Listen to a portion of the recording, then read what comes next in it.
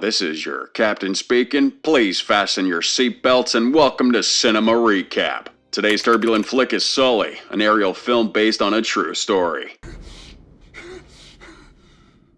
Let's soar right into this. Spoilers ahead. Holy moly, already? So much for flying first class. You heard the man, he's struggling to get the plane to land safely. So he's trying his best to bank that plane through a heap of buildings. Sully here tries his best, but snap back to reality. Easy folks, if the movie was finished here, then we wouldn't get monetized now, would we? After his rude awakening, Sully goes for a little jog. But his senile vision also gets him run over. And there it is, the existential nightmare that haunts us all whenever we take too long in the showers. I guess the plane crash did happen, but in the real world everyone survived. Sucks that Sully gets a PTSD over it. I mean, who wouldn't? The crash is all over the news, but at least one survivor really thanks Sully. Thank you, Captain. In one of the interviews. Out of anxiety, Captain Sully suddenly professes his desperation for a water landing. They were supposed to return to a place called LaGuardia, but Sully testifies that it would have been a mistake to return to LaGuardia due to a low altitude. Sully also confesses there was no complicated thinking over the water landing decision, but he just simply eyeballed it and drew out all his impulsive instincts. Old Capitan really stands his ground on this one. They still interrogate him because they might be sniffing out either foul play or a lack of responsibility from the captain. His sleep, alertness, and sobriety was questioned. Despite all of that, here's what Sully really thinks later on. He might be old, but that's a pretty Chad move. Despite his mature sentiments, his friends think they should just pin a medal on him and get him back to work. Even the taxi driver's honored to drive him around. It is an honor driving you today. He calls his wife Lori to say he's okay, but she's flooded with the paparazzi as well. After his wife hangs up out of desperation, Sully gets mobbed by the press. Even though his wife gives out base sentiments, Sully isn't in his right mind and is probably distracted from all the events that are happening simultaneously. Sully tells her that he needs to stay longer for the NTSB investigation and that he's tired from being overwhelmed from all the attention. He tells his wife his loving sentiments and likewise to his daughters, and then he hangs up. Jesus, that pressure's cooking him. False alarm though, as it was another hallucination. He calls Jeff, not the killer, but his co-pilot for a little comfort. It's called inflation, Jeff. At the streets, they discuss how they're both anxious about this entire ordeal, that they both want their everyday lives back. Then Jeff drops a bomb on Sully that they're gonna meet David Letterman later on. Sully can't really get over that despite delivering millions of people via airlines for a span of 40 years, I've delivered 1 million passengers over 40 years. He's going to be judged on the 208 seconds of that river crash landing. After some time, Sully gets interviewed. Absolutely anxious. I mean, look at him. He's just an old man doing the right thing, and because of that, he could barely sleep. I think this might be Sully still learning how to fly. It was a brisk dream of bliss, and now, back to the crisis. Later, this makeup girl Proxy flirts with Sully, saying she's got a single mom. Well, at least he's faithful to his wife and immediately rejects her. Too bad it doesn't stop him from seeing things again. If things went wrong, he would have crashed right into that building there. Well, excuse him for having massive amounts of pressure and panic attacks lunge at him from time to time. Jeez, give the guy a break. Sully! The chauffeur says that he needs to go to the NTSB meeting, but not before letting him know that there's a possibility that one of the engines might have still been functional thanks to the computer simulation being done. Well, this doesn't sound too good. Uh-oh. Looks like NTSB are about to toast both their marshmallows. Jeff continues defending Sully and his actions vigorously, and so begins the fall, because the NTSB ran about 20 algorithm simulations using their flight data, and it all says that they could have landed on the runway. Captain Sully and his co-pilot Jeff were left with nothing to say, sadly. Until the completion of the investigation, the board's not going to show the simulations due to a possibility of press leak. The meeting ends, and Jeff and Sully are pondering on what they just witnessed. Jeff's thinking the NTSB is overlooking the fact that Sully saved everyone on that plane. Welcome to the Late Night Letterman Show. Looks like the crew of Flight 1549 is being hilariously interviewed on possibly the darkest hour of their lives. Everything runs pretty smooth and looks like it was over before it began. We now see Sully talking to his wife about a little financial trouble from a property they own in What is that, Butt County? Whew, you telling me, sister. Your boy Sully here's been scared stiff over this whole crash fiasco. Sully's also worried that his stance as a safety expert might end as well, thanks to the NTSB's loathsome decisions. There it is, his guilt, already catching up to him. He tells what the NTSB simulation have proven, so now he's questioning himself and spilling his guts to his wife. Tuna basil or the ham and cheddar?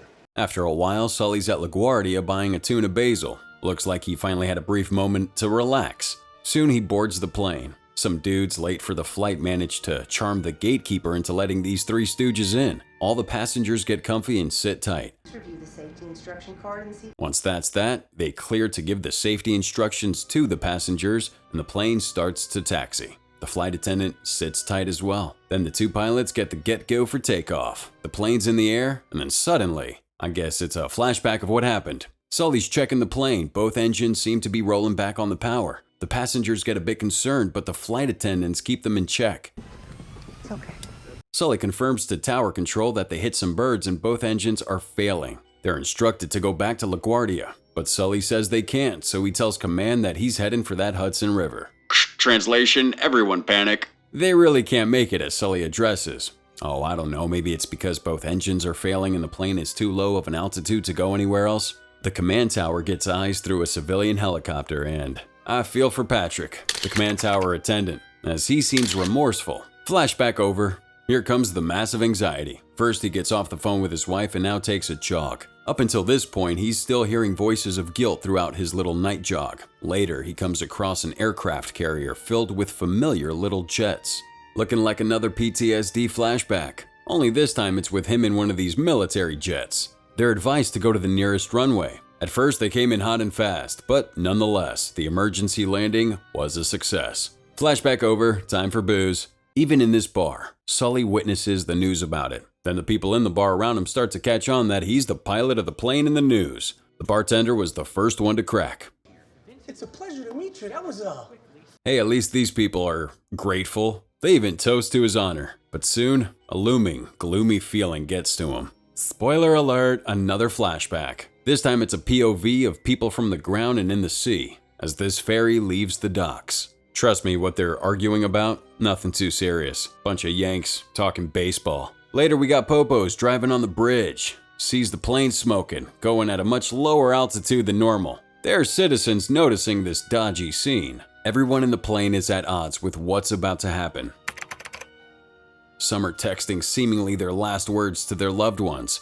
Others are crying in horror. Some are praying. Whatever happens, one thing's for sure, is that Captain Sully's gonna land that plane as smoothly as he can on that water. The plane stops and remains afloat. Soon, Sully gets off his seat and… Everyone panic, part 2. The passengers struggle to exit the plane as the water slowly seeps in, floods the fuselage. People begin taking off the emergency doors. Most of the rafts are deployed. Emphasis on most, cause this one side of the plane didn't deploy its raft. So this guy just wings it and swims. Too bad for him cause that raft actually deploys later on. Moments later, the lady finds gas, immediately panics, and then jumps off the plane. Thankfully, the boat responds to the Coast Guard, calls for help, and then prepares to go there himself to rescue the stranded people. Soon the cops are in their hello and respond to the distress signal. Back inside, Sully's still helping the passengers evacuate the plane. And the guy who swam like a dead fish earlier turned around and came back. The ferry arrives to rescue him and hands out life jackets. The boat crew lifts him up to the ferry one by one. Then another boat arrives to also take these cold, bewildered people. Soon a police helicopter comes by and tries to rescue the dim-witted woman who panicked earlier. Sully does a last check for anyone still on the plane, but he's warned to get off that plane as it's slowly sinking. The stewards leave, then Jeff, and then Sully, true captain. The situation seems to be fizzling down as the plane crew are rescued. Dude's right. As Captain Sully's hoisted up to the bed, he gets thanks from the passengers he meets in the boat. Sadly, he gets a grim sight of that plane slowly sinking. Then he calls his wife. Way to drop that panic attack on her, bro. But you gotta tell her somehow. Lori and the kids turn on the TV, only to be greeted with shock as the news reports on the icy crash landing on the lake. Not too long after, the boat reaches land. Paramedics and the police are there to help the cold and frightened passengers. Sully comes out and a man named Dan approaches him. Man, if that isn't the most noble pilot you've ever seen. He wants a passenger count of 155. Then a cop says that Sully needs to meet the mayor and the police commissioner, but he needs to take care of things down here. Jeff says a count's gonna be impossible with this mess, so he lets Dan take over. Stooges profess their love to one another and they can't believe they survived. Jeff and Sully take a look at their crashed plane one last time. Later on, someone tells Patrick the news that whatever plane he thought he lost at the Hudson survived that wet crash. Sully gets checked out. Other than his pulse, he's fine. Later, some big shot named Arnie comes in to break him the news. Sully looking relieved and happy to hear that, knowing everyone on the plane survived. And it's all thanks to this old-timer. This is Carl. Cool name, I might add. Carl introduces Evelyn to Sully and Jeff, who's there to keep their privacy in check. In the end, Sully just wants his clothes dry. But Eve over here couldn't contain her gratitude, so Carl the cool guy gives him clothes and some much-needed toiletries. And then he thanks the two one last time for the night. Holy Jesus, that was a long flashback. I'll drink whatever he's drinking. He promptly leaves the bar, asking Larry for a favor. It's the day of the hearing, and Laurie calls up one last time before the big event. Final stretch, in fact. One more breather for Sully, and he goes in to face the board. He meets up with Jeff, and the board finally starts the hearing. To hit the ground running, they boot up that computer simulation with people in it. The simulation plays out and they go back to LaGuardia and actually land there. Another simulation of another outcome plays, this time successfully landing in Teterboro. After those soulless simulations, Sully argues that there's no human factor in it, that no one's ever trained for that kind of outcome. Well said, Sully. The two pilots demanded how many practice runs they had, and one of the board members said 17. 17.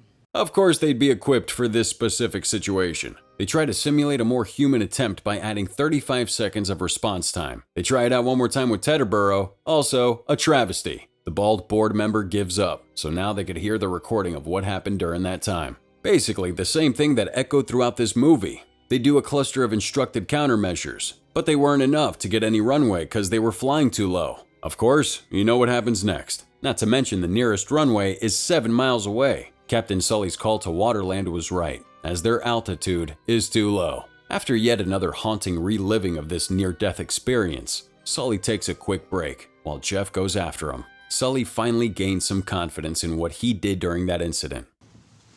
We did this together. He did what he had to, and more. The two get back into the meeting room, and the board was honestly shocked at that recording. Then they say that they have the report from the left engine, and it was just as Sully testified. I tell you, never send a machine to do a man's job. One of the board directors expresses that without Sully, that plane crash could have gone way more brutal and disastrous. Sully disagrees with this, as he thinks the crash was the way it was because everyone who was involved worked towards everyone's survival. Jeff is asked by the board if he could or would have changed anything. He only says, and there it is. The little glimmer of joy crowds the entire hearing. Without a doubt, banger way to end a movie.